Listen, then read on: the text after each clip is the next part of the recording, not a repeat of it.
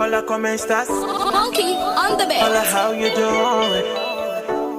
Yeah, Camasita, yeah. Piano, yeah, yeah. The day I got my eyes on you, know you on my mind, but you're today. You're driving me crazy with your booty, oh baby. You're driving me crazy. Put that booty on daddy. The way that she moves, girl, you blow my mind. Just a chance, so girl, wanna put my love on right. Give me your hand, oh girl, wanna be your Mr. Right. Put your wings on me, girl, oh. All your drinks on me, oh.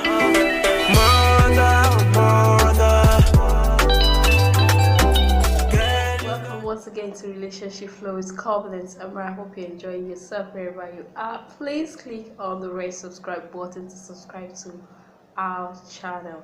Happy to be with you again today on set. Hope you're enjoying your relationship, as a matter of fact, which is the basic reason why we are here. It's about your relationship, it's about our relationship. I mean, if you're into a relationship and you're not enjoying it, nobody's gonna advise you to quit the relationship, especially probably if you love the guy, because you find out most cases you are in love with a particular person but you're not happy. You're not happy in that relationship. So what is it that is actually keeping you in that relationship? Now, I'm sure this happens to so many people. You're not happy in a particular relationship, but probably the guy does not treat you very well. The guy beats you, and you're still in that relationship. Okay? So what do you call that? You like the guy, you love the guy. From deep down your heart, you love this guy. Okay? So some people would like to ask, so why does it happen this way? I love this guy, and he claims to love me. But he beats me up and I'm not happy the way he beats me. But I'm still in this relationship. What is keeping me in this relationship? A lot of people have issues with that. Okay, that's a question you need to ask yourself and also answer for yourself. And some of you, if you're watching me right now, you have to place a comment right below this video. I may not need to answer every question at a time. Just give us your own opinion. Why do you think the lady is still in that relationship? It could also happen to a guy, you know. A guy loves a lady, a rude, arrogant lady, but you know, he doesn't like the way the lady behaves, but he is still in that relationship because of love. Now, what is a relationship? What is love without happiness?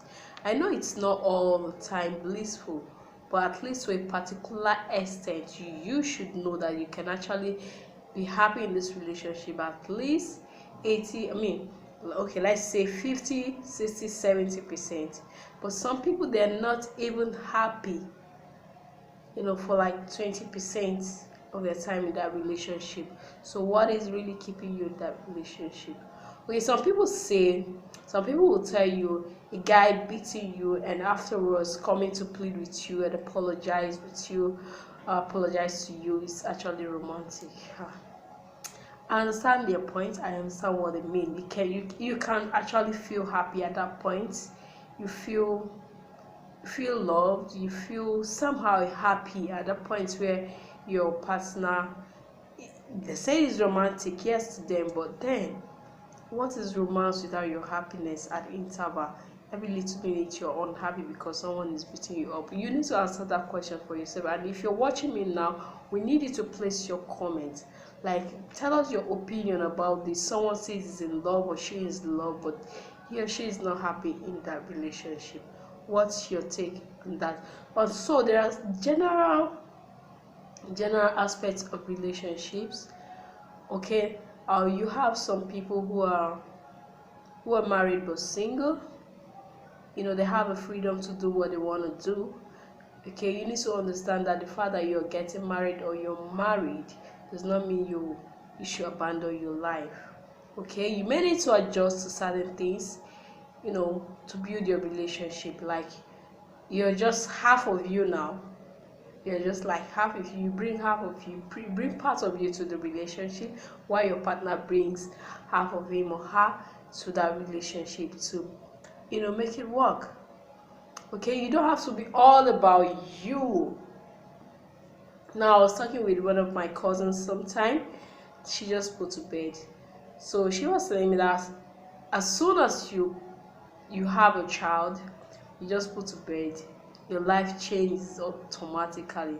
And I could see reasons with her. I mean, you used to be single, you used to be all about you, doing yours. Even while you're pregnant, you still see yourself like you're the one. It's just only you. That's why carrying a baby in your stomach, it was just you going about. It was just you eating. It was you going out to feed yourself and bath yourself. You at that point you end up taking care of the baby, apart from you eating food and doing your normal antenatal stuff. Okay, but once the baby is out, you are a totally different person. As a matter of fact, you even live more for the baby than yourself. So it's a kind of a big sacrifice, living your life with babies. Okay, and very enjoyable moments, very happy. So many people, if you have a child, except you don't like children, I mean, why would someone like children? Okay, why wouldn't you like a child? Why wouldn't you like to have your own baby? I mean, when you have your child, you're so happy. The sight of him or her, the little baby, is so exciting. You're so happy. You want to sacrifice everything for the baby. So your life changes. So you need to expect that. The reason why I'm pointing out this is that you would need to expect that in marriage. You need to expect that in marriage. I'm sure you already know that. So don't enter into marriage. Don't enter into marriage with the mentality of just singlehood, like I'm still single. Okay, certainly you're no longer single. In as much as, okay, fine, you still have your life, you have the mentality that, okay, this is still me, I can still do this, I can still do this, but you may not be able to do everything you wanted to do because some part of you have gone for your husband, another part for your children, and the rest of the part is for you. So you can see you are actually giving more. So all you need to be doing at that point is for, asking God for more grace, more ability, more everything that you used to have. Let God just give it to you in 10 folds, like 10 times what you used to have. So you'll be able to have yourself, have for your kids and for your family. So it's like I'm speaking mysteries right now, but that's just if you look into it very well. If you don't want to drop some parts of your life. Now, when I say dropping some things about your life, I'm not referring it in a negative sense. Probably some bad habits, bad attitude that may affect your relationship, like your life, your career, your insights, your abilities and capabilities, what you can do for yourself and for people. You need to just ask for 10 times what you used to have before you got into marriage. So be able to carry your family, your husband, your kids, and live for them and live for yourself as well. Okay, one of the reasons why people get fed up in a relationship, in marriage, is because everything they used to live for, what they used to live for about themselves, they have actually transferred, giving totally to the family. Okay, they've given it totally to the family, so they feel empty. And when you feel empty, you feel frustrated. That's why some people get so frustrated in their in marriage. When you feel you have given all to the family, and it's not as if you're getting more. To be honest with you, if you're giving and you're not getting, it's frustrating. Okay, so you need to ask for grace. What I'm telling you now is actually the truth. I'm pointing it out again. Once you're going into marriage, ask for more grace, ask for more capability. Ask God. If you're a Christian, you need to pray about this, because if you want to go into marriage humanly, like as a human, if you're not a Christian, you want to go into this marriage as a human, except you're a strong human that really know you're wise enough to know that you need to get more for yourself, you need to train more, you need to know more, you need to build yourself more, you need to build your capacity to be able to remain yourself while you also give to your family, okay, what you have.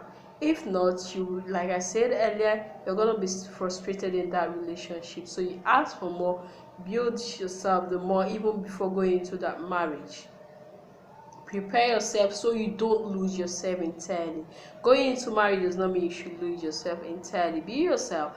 You have married women that are ministers, preachers. Have married women that are teaching today in the ministry, teaching, career women doing well in their family and in their career. I have some governors, politicians, okay, who are leaders, okay, who are women. They have kids, they have husbands. So how are they able to put all this together? Now you may say these people have help. They have people that surround them in the house, in their homes, that help them with this or that. That is the ability. If you didn't build yourself to that point, you won't even have people around you. You won't even have people around you to support you, to help you. So she was able to have such because she built herself to that point. If she didn't get to that political position or ministerial position, she wouldn't have gotten people around her to support her, to help her. So if you don't build yourself very well as a lady or even as a man, you're going into marriage leaving yourself empty, and that is so frustrating. Okay, I just believe you get something from what I've just said this morning, this hour. Pick a point and please run with it. It is very true. Gather yourself together, prepare yourself before going into marriage.